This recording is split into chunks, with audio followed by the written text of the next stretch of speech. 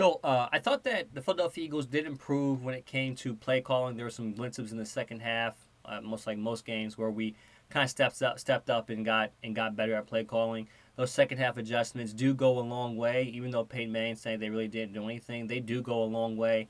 The Patriots are good at it. I think that we're doing that as well too, as far as coming back in the second half and putting together a better performance. Um, I do think that Brian Johnson is doing some calling better plays that allow Jalen Hurts to be protected, better protected than he was before. We saw Jalen Hurts stay in the pocket a little bit more in this game and make some throws, kind of standing up in the pocket. He did get hit, but I like it.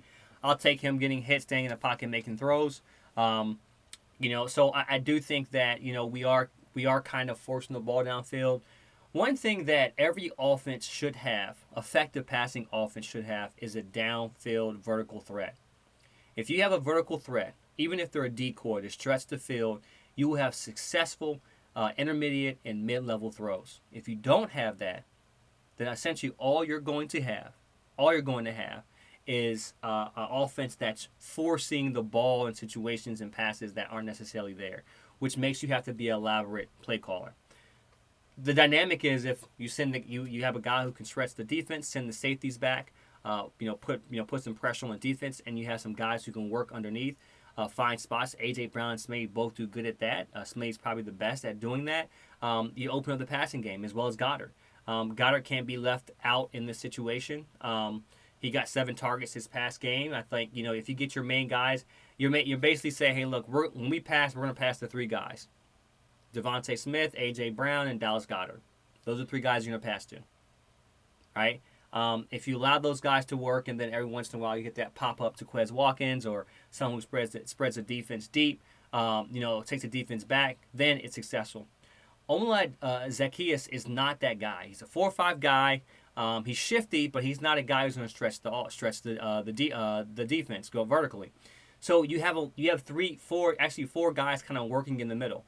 That's why you've kind of seen Devontae Smith more of a vertical threat, and AJ Brown, of course, he never really has separation, but he's always a vertical threat because he has laid hands.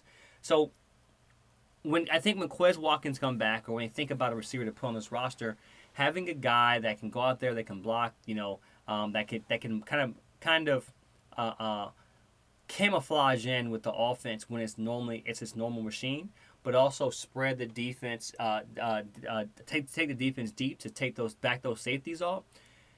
That's a guy you want. Zaccheaus is not that guy, and Zaccheaus essentially is stealing reps from Smith, or routes and reps from Smitty. Smitty once again was highly efficient. 5 targets, 4 receptions, compared to AJ Brown's 14 receptions.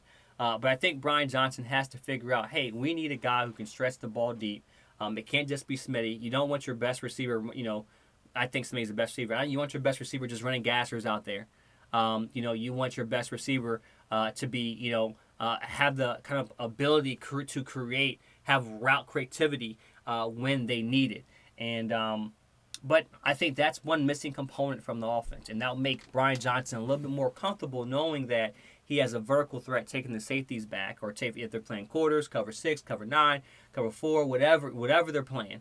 Cover 2, if they can take the safeties back and allow these guys to work in the middle and the intermediate and the deeper part of the field, you'll see more of an open passing attack. Until then, I think it's going to be a challenge, but that's the missing piece. And it's not as easy as putting a vertical guy in there. Like I said, he has to camouflage him with the regular offense, and he has to be able to really stretch the defense when the time comes, and even be a threat of catching the ball, not just Todd Pinkston, alligator arms. Not just that, but Todd Pinkston, he should have caught that ball.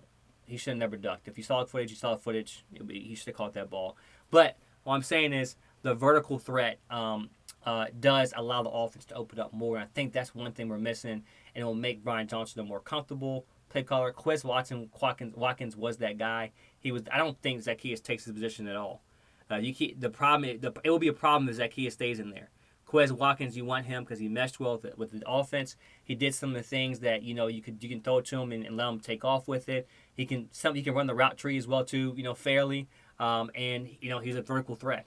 He gets healthy. This offense, I think, Once he gets nestled in, we'll start to settle in, and you'll start seeing if Brian Johnson will get more comfortable as a play caller.